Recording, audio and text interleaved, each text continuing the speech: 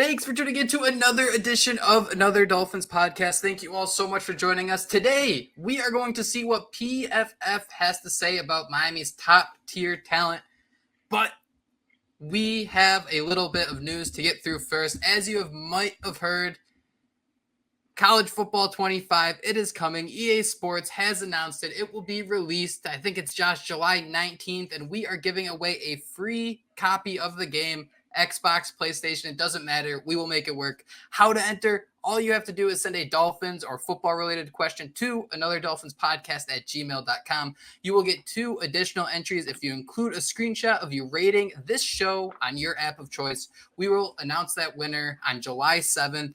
That way you'll have more than enough time to go pre-order, do all that fun stuff. Joshua Houtz, you getting excited?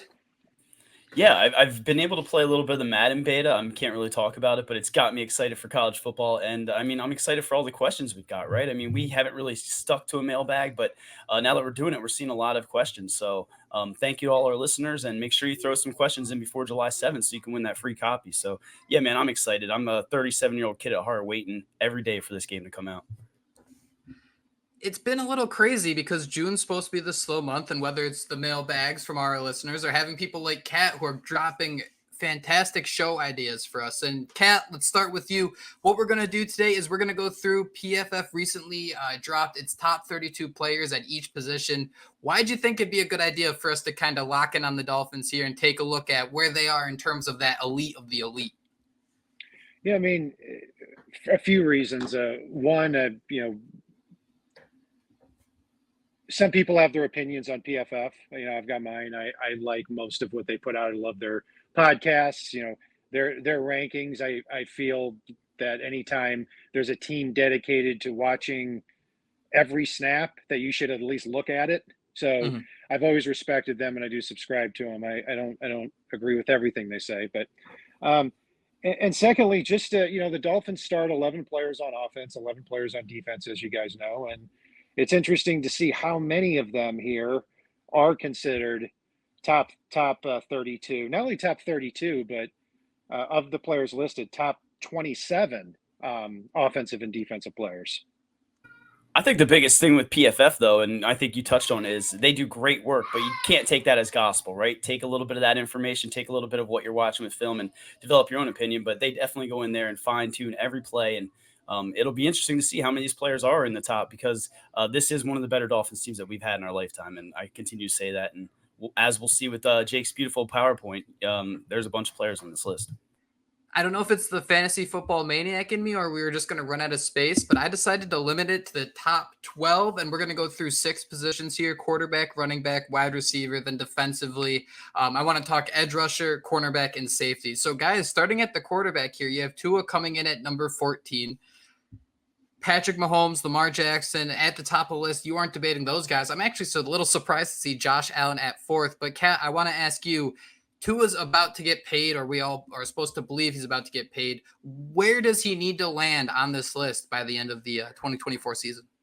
When I look at this list, I see very little separating quarterback 5, which is Justin Herbert, through Tua, which is 14. Now, I think a lot of people may look at that list and say, okay, Tua is a middle-of-the-pack quarterback, which, the guy led the league in passing yards last year with a quarterback rating, again, of over 100. So, he's got a lot to prove this year. There's no doubt about it, but he is going to get paid.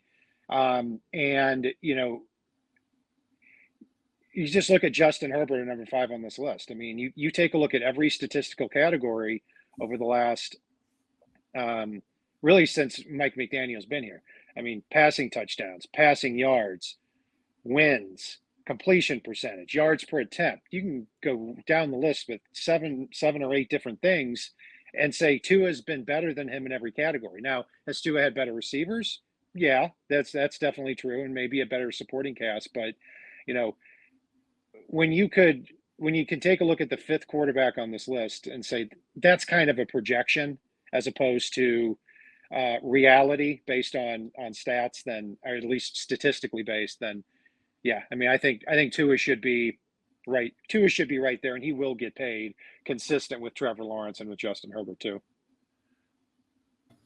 Yeah, I mean, I think that's kind of what stands out to me on this list. And you could easily sit here and fine tune and move two up from 14 if you wanted to. I mean, right or wrong, I look at this list and the first thing I see is Aaron Rodgers and Matthew Stafford and their age, right? So, like, I put that into my mind when doing this, but I have no issues with, like you said, Cat, from 6 on it or 5 on from Justin Herbert. It's basically a coin flip. And this season, maybe we'll see these guys separate themselves, but honestly, I don't know that we will. I think you see the elite guys at the top.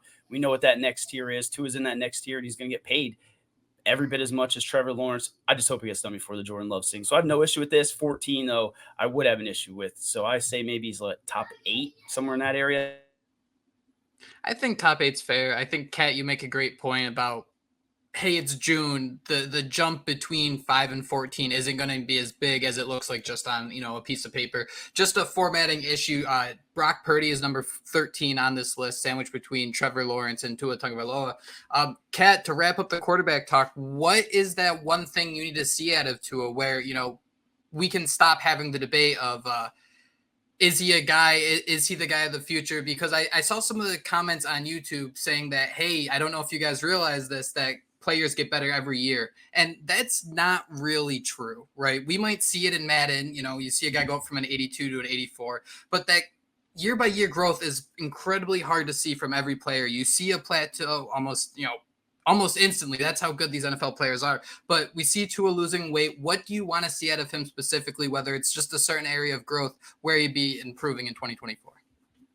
Yeah, I agree with what you said there too about, it's not, if you have a player who's young, I think it's probable that he'll get better, but it's definitely not guaranteed. So, it's quite simple, being able to win games in December and January. But the other part of that too is he has to have a healthy supporting cast around him to be able to do that. I mean, you go into Kansas City where it's 30 degrees below. You've got, Tyreek Hill and Jalen Waddle both banged up. You've got an offensive line that's hurt.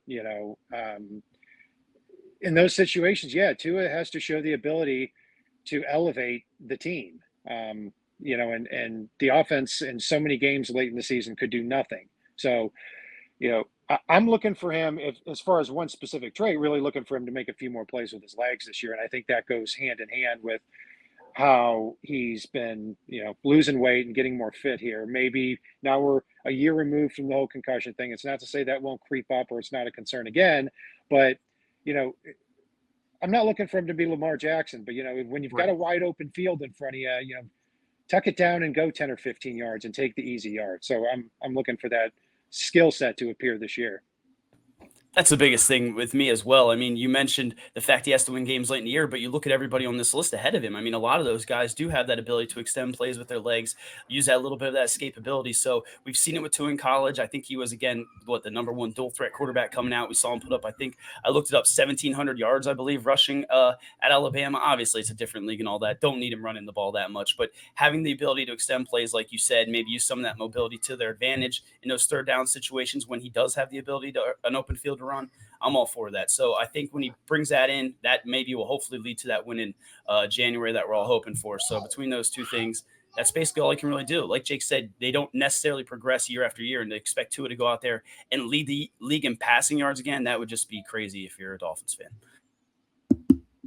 Moving on to the running backs. PFF actually released 2 lists. They did their top 32 running backs, and they did their top running back rooms. The Dolphins were ranked as the number 2 running back room behind the San Francisco 49ers. And a big reason is because they have a 2-headed monster. You got Raheem Mostert. He actually didn't make the top 12. He fell to 13th. And Devon Achane, I think, was somehow 18th. 18. Cat, how on earth does that happen? What's funny is that if you look at just the pure rankings by PFF during the year, I believe Achane and Mostert were 1 and 2.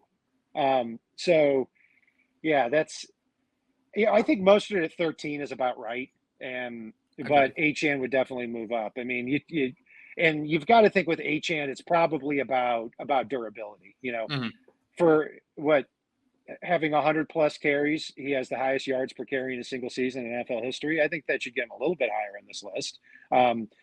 I feel that this year, if he is involved in the passing game as much as the Dolphins are saying, and that's exciting. That is really exciting to hear. Then you could see him get up to sky's the limit, but easily up to where Breece Hall is at 7, Aaron Jones at 8, Jahmyr Gibbs at 9. I mean, I think that's easy. The big key, obviously, 5'9", 190 pounds. He would be the smallest dude on this list too. So that factors in. So the durability and the lack of snaps, I think, has Achane at 18, but I would have put him a little bit higher.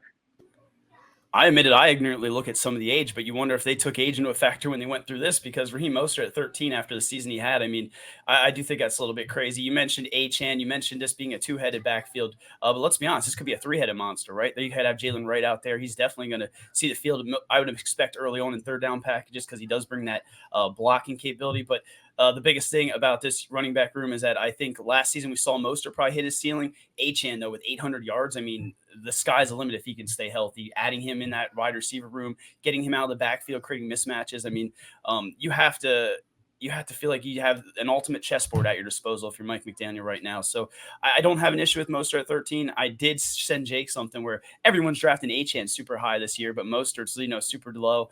I think we'll be the ones pounding the table for that again this year in fantasy. Mostert's probably gonna be the guy, but plenty of guys in that backfield that can make plays.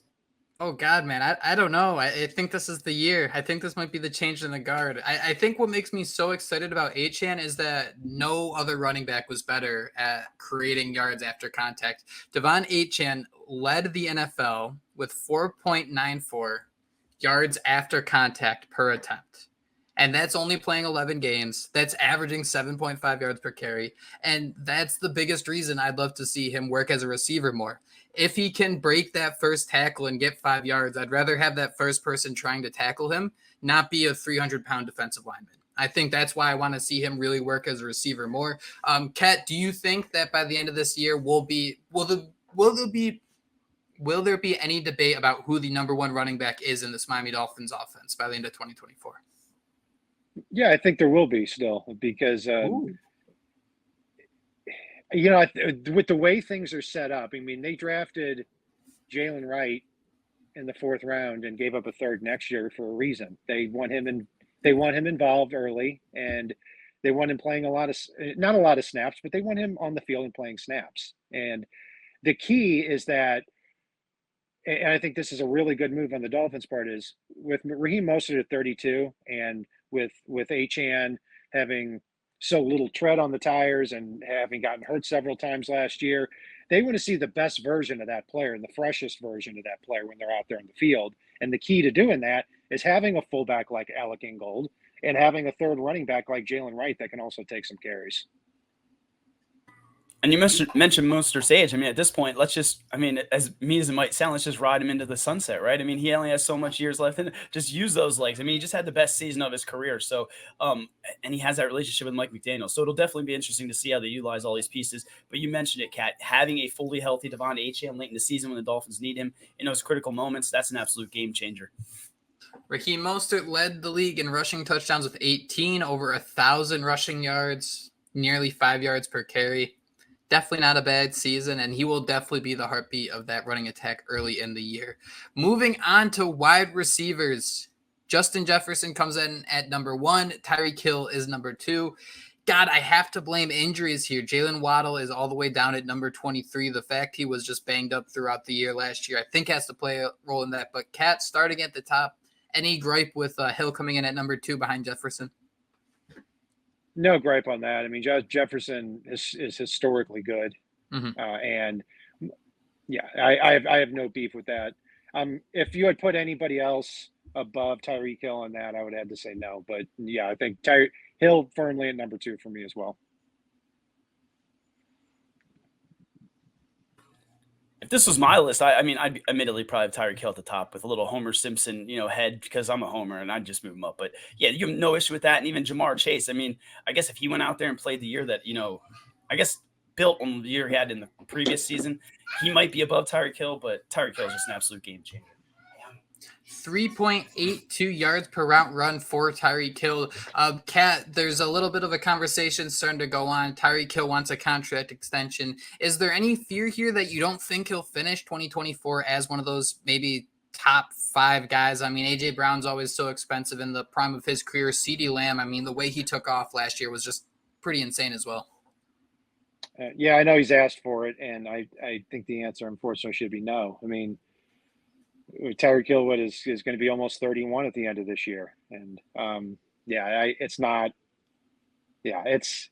I know how he's performed. And if you're in Tyreek Hill shoes, and the Dolphins are spending a lot of money here, why not ask for one? What else are you going to do in the offseason? I mean, yeah, I think he'll continue to ask, and I think he'll not get it.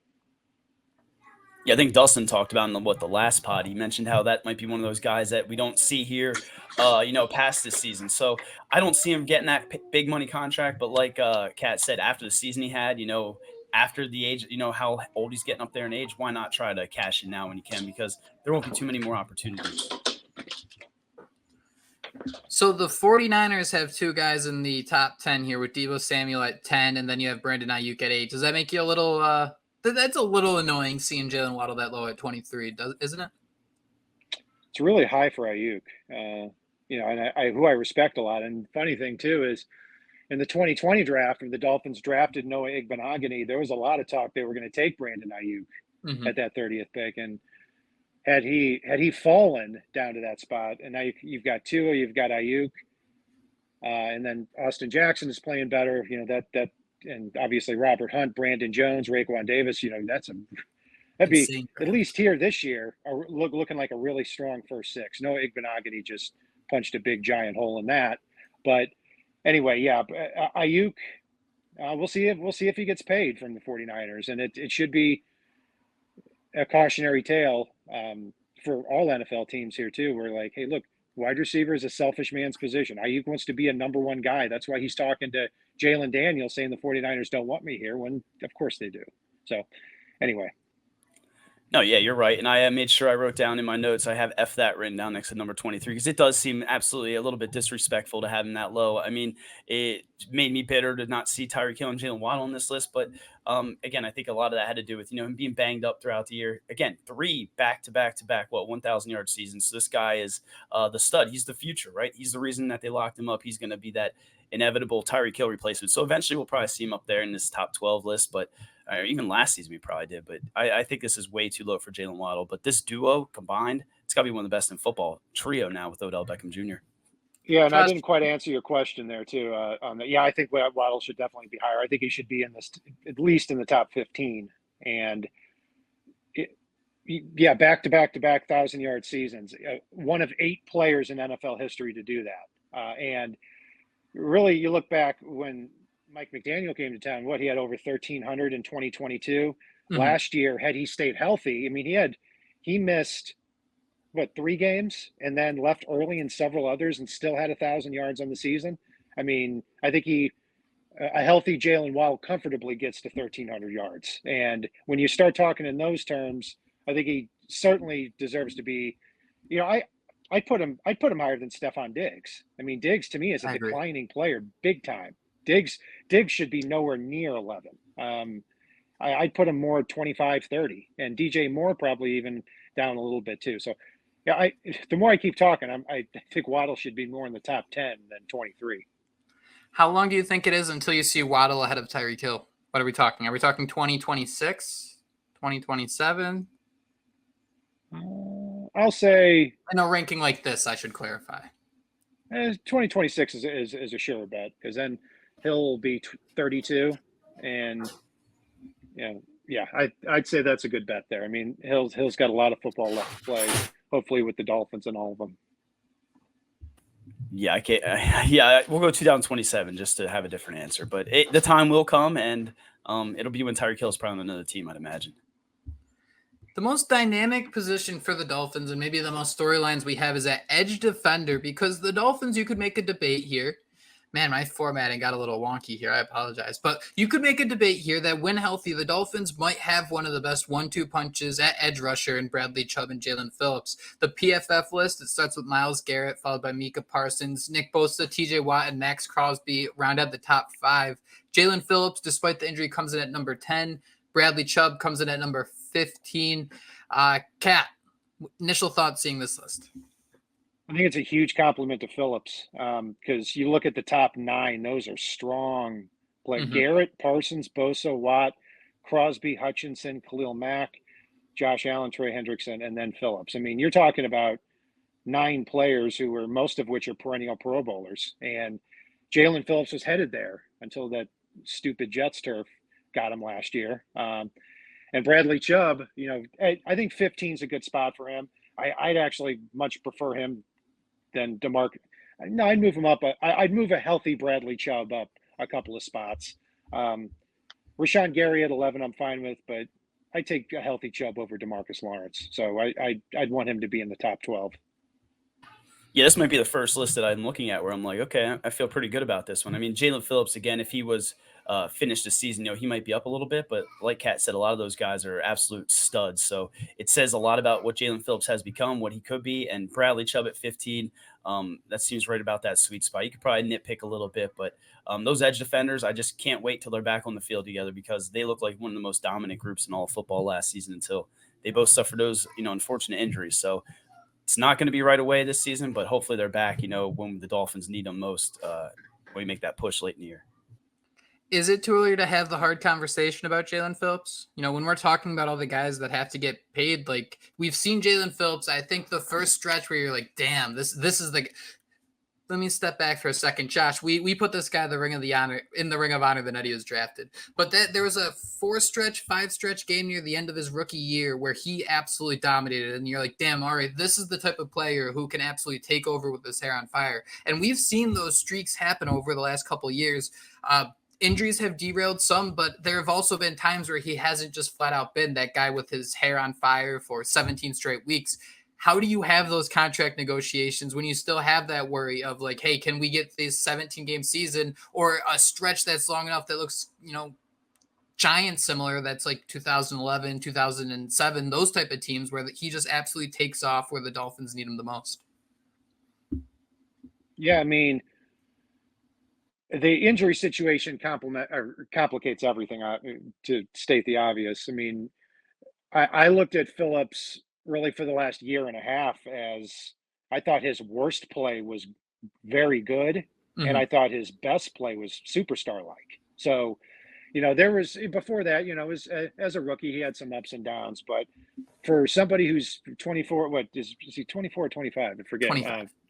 Got it. So somebody who's that age, that was that consistent. I mean, he was really turning into a superstar, which makes the injury that much more frustrating. But thankfully he's ahead of schedule, and I'm hopeful that he's ready for the start of the year.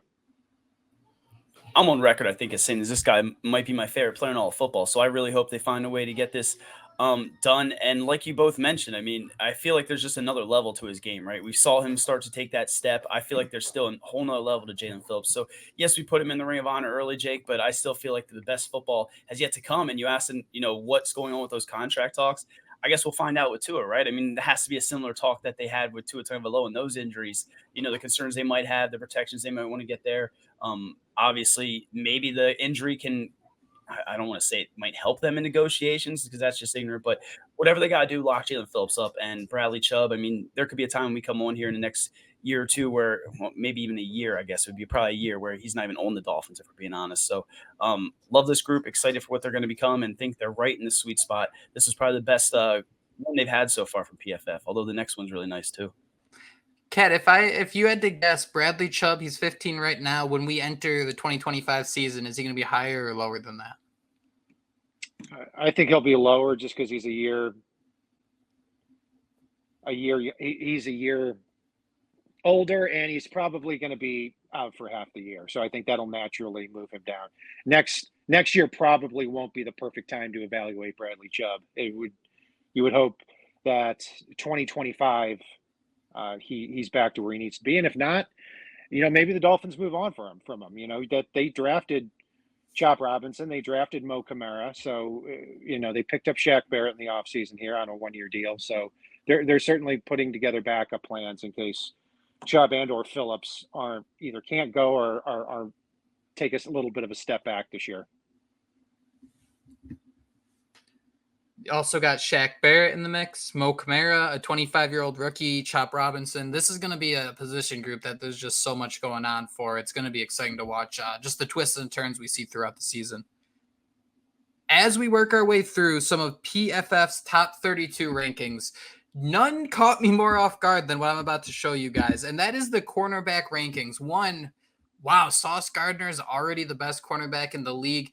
That just, got to praise Jalen Waddle for consistently beating the Jets. That's always a nice bonus. You see the number one cornerback, and you got the number one cornerback beater. But getting too off topic here. Trent McDuffie at number 2, Pat Surtain II at number 4. First Miami Dolphin, Jalen Ramsey comes in at number 6. But Kat, I got to ask you, why on earth am I seeing at number 8, Kendall Fuller, the 8th best cornerback in the NFL? Man, cornerback is really a weird position in the NFL now. You don't have the Darrelle Revises and Patrick Petersons of year past. Everything is so little separating. I think Sauce Gardner, number one, I'm fine with that. I mean, he does have some holes to his game as far as covering smaller receivers, as we've seen when he's trying to cover Tyreek Hill and Jalen Wild. But overall, physically and as far as the mismatches he can create, I'm perfectly fine with him at 1. Trent McDuffie was a monster last year. Great with him at number 2.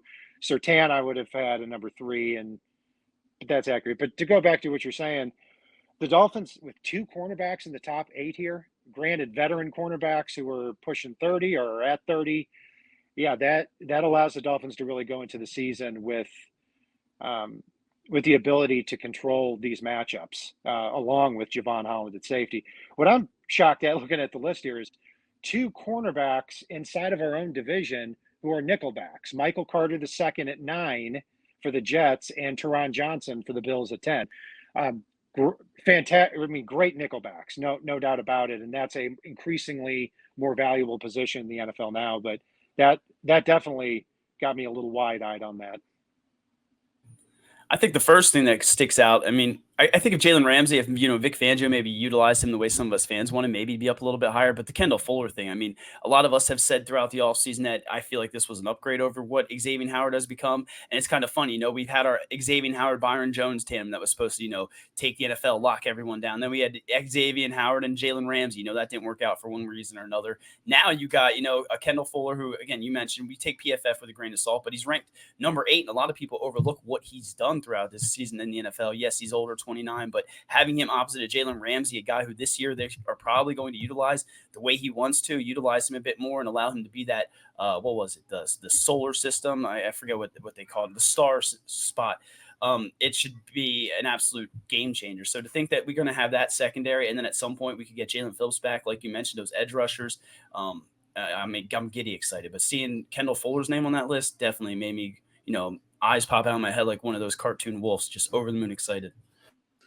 It all goes back to matchups, and I agree with Kat because Jalen Ramsey is going to move around the field quite a bit more, and Kendall Fuller fits that mold of just that flat-out boundary cornerback that you want on the outside. And his best ability is availability. He played in 15 games last year, and I think that's where the Miami Dolphins are going to need him the most, just having someone who can go out there each and every week and be on the field. Kat, what does it mean when you have 2 slot cornerbacks in your division, but Miami still continues to do pretty well in those situations? Yeah, with how much the Dolphins move their receivers around, I look at that they just have a good nickelback, a good defensive back to match up with here. And, it'll be interesting to see if Odell Beckham can move into the slot and be that third receiver, or Janu Smith can move into that big slot type of role and start to give these nickelbacks some headaches. But if you're playing inside the AFC East, you're going to have some tough matchups against those nickelbacks. Is that the same Michael Carter that Tua chucked over? Is this Yes. that meme where it's like, I know that ain't that? Yeah, okay, I want to make sure that's the same guy. It's a testament to, I guess, what these guys have developed into, because I remember we were all just laughing at Michael Carter. But the fact that we do have these really good nickels, I mean, like Kat said, you can also throw Achan's name out there, right? I don't know if you mentioned Achan, but you said OBJ, Jonnu Smith, Achan coming out in the slot, things like that. That would be how you counter those very good nickel corners. I remember we thought Bobby McCain was the next great nickel back. Yeah, and Michael Carter II, the Jets drafted 2 Michael Carters in that year. Yep. Pretty. The running back from. Yeah, and then running back from North Carolina, and then him from Duke. So yeah, that's fascinating. It's kind of like, who had the same two names too? Oh, Connor McGovern. There are two Connor McGoverns in the NFL. I don't know if you Are there knew that. really? Yeah, one from Mizzou and one from Penn State. Because Huh. I was watching the game with a game with my in-laws, and they pointed out, oh yeah, he went to Mizzou, and I didn't even bother trying to explain that there were two Connor McGoverns in the NFL. It's weird. Anyway, getting With off the topic there. with the Michael Carters though too, wasn't the third round pick the running back and he's not on the team anymore, and it's the fifth round cornerback that is still making it work? That's as much as I hate to give the Jets praise there, as much as I hate it. Kat, looking ahead to this Miami Dolphins defense, it's supposed to be so much tailored to the skill set of their stars next year. Where would you want to see Jalen Ramsey on this list? Where's the number that below this point would be unacceptable, considering how much he's making, considering the gripe that was put on last year that he wasn't used properly? Where must he finish? I mean, I'd be disappointed if he's not in the top 5, because I think he's got a lot of football left to play. And to his own admission, now he's going to be in a system that he likes. So we saw how he could really erase half the field last year under Vic Fangio, and when he wasn't even happy and he was coming back from injury. So now you put Kendall Fuller opposite him, and hopefully Cater Kohu plays a little bit better this year too. He should have all the help that he needs. And it should be noted too that, Ramsey got hurt last year, but he partially tore his meniscus early on, and now he completely repaired it and it's healed now. So I'm not saying the guy can't get hurt again, but this isn't a player who's 30 years old like Teron Armstead is, you're just going to have to accept that he's going to get hurt every year. Ramsey's been the opposite of that, and that's what made him being out half the year such a shame last year. I really want to see Cater Kohu maybe, top 25. That could really change things, right? I mean, we're sitting here gushing over some of these nickel guys. There was a time when, we were Darth Cater. So he had a little bit of an off season last season, to say the least. Let's see what he can do again this year. I would absolutely like to see him in that top 25 and maybe even break top 15. A lot of people didn't like how Vic Fangio operated the defense, but one person who must have, despite saying the kicked rocks reference and different things like that, Javon Holland was absolutely awesome in Vic Fangio's defense. I think he set career high in snaps played in the slot, career high in snaps played in the box. He was absolutely everywhere for the Miami Dolphins, and as a result, Kat, he's the 6th best safety according to PFF. He is, and it's a pretty commonly shared belief too. And, for somebody who hasn't had a lot of interceptions in the last, since coming to the NFL. I mean, he said he had the 100-yard interception against the Jets last year on a Hail Mary, but that was the only one he had. And, has had a few more too, but somebody who's not picking off 7 passes a year like Jesse Bates, it really speaks to the respect that he has just doing the little things. Sometimes I come out of games thinking like, I didn't hear much from Javon Holland, but then I look at the all 22 and I have a deeper appreciation of him and where he is. So I might have him a couple of spots lower than where he is, but still comfortably in the top 10. I love Javon Holland, and we're sitting here doing this. I know we did Jalen Phillips earlier. It's starting to make me, a little bit queasy about some of these guys we got to re-sign, but having him top 6, I'm absolutely good with that. I guess the name that really sticks out there is Minkah Fitzpatrick, our old friend, right? He's up there still playing out of his mind, but Javon Holland's a leader. Every year he gets better, and I want to see him in this Anthony Weaver defense. I think Kat talked about it earlier about maybe waiting to see pay him long-term until you can see what he does in this defense. But losing Javon Holland would be an absolute game changer, and it's not something any of us want to see. So to have no issue with him at number 6, like you said, maybe you can drop him down. Derwin James is pretty good, Xavier McKinney, but Javon Holland's a stud, and he could even move up this list. Maybe if he goes out there and becomes more of that Kyle Hamilton type that maybe we saw with Baltimore. Antoine Winfield. Go ahead, Kat. Sorry. Yeah, I'm sorry about that. And Jabril Pepper's still with the Patriots and Kyle Duggar. So Patriots have 2 of the top 11 safeties on this list in the NFL, and I think that's pretty accurate. Duggar had actually I would probably flip-flop Holland and Duggar. Holland going down to 9 and Duggar going up to 6. But actually, you know what? Derwin James, too. I mean, look, how many years of it now is like, this is the year for Derwin James. This guy's going to set the world on fire. And every year he's either playing on a terrible defense or he's hurt. Now, I'm not to say he hasn't shown that ability or he hasn't been a good player, but it seems like that's always the conversation in the offseason. And then you get to the season and it's one of those two things. He's either hurt or playing in a bad secondary. I'm staring right at the name Kyle Hamilton at number 2, just wondering what Javon Holland can do in this Anthony Weaver defense. Will be so dynamic to watch. Kat, who's going to benefit the most from this Miami Dolphins secondary as a whole? I mean, this group's going to be loaded. You have the back-to-back cornerbacks we were talking about. You have Javon Holland. Jordan Poyer's no pushover. Marcus May is an experienced vet. Knowing that you have this veteran sound core in the secondary, what does that do for the team in general? It allows them to be a lot more creative in the front seven because you've got like you said, a very veteran secondary with Holland and Poyer at safety and Kendall Fuller and Jalen Ramsey outside of cornerback and hopefully Kader Kohu. You're right, Josh. That's the X factor, not only in the secondary, but in this entire defense, where if you can get him right and playing it the way he did at the beginning of his rookie year as the 5th guy, now you can really dictate matchups. Now you've taken the defensive back spot from, in my opinion, a B+ or an A- up to an A+.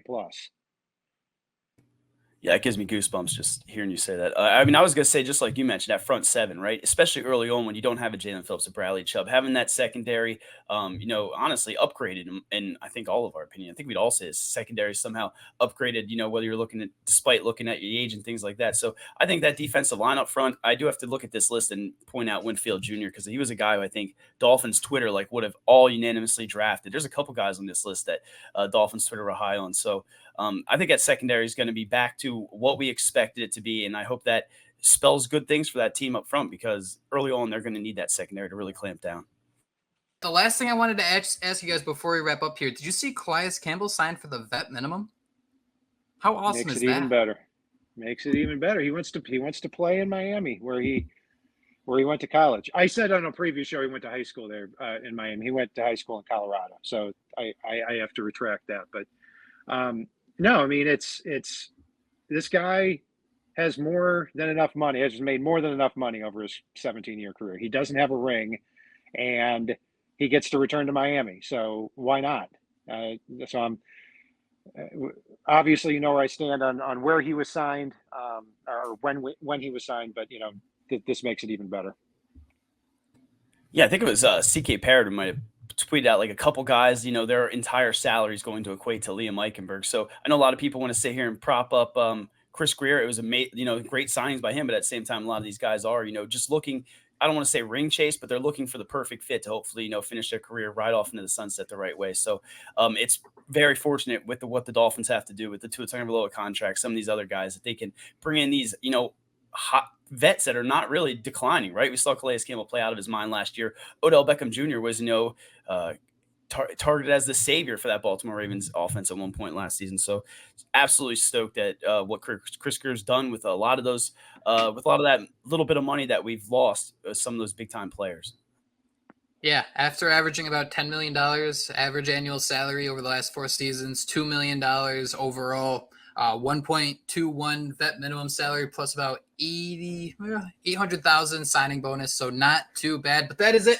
That is all the time we have today on Another Dolphins Podcast. Kat, thank you so much for an excellent show idea. I'm very excited about the Miami Dolphins and their top tier talent. And hey, it's attracting some more Super Bowl ring chasers. So hopefully that turns out in our favor. Thank you all so much for listening to Another Dolphins Podcast. We will be back with a new episode soon. But until then, fins up. Fins up. Fins up. Fins up.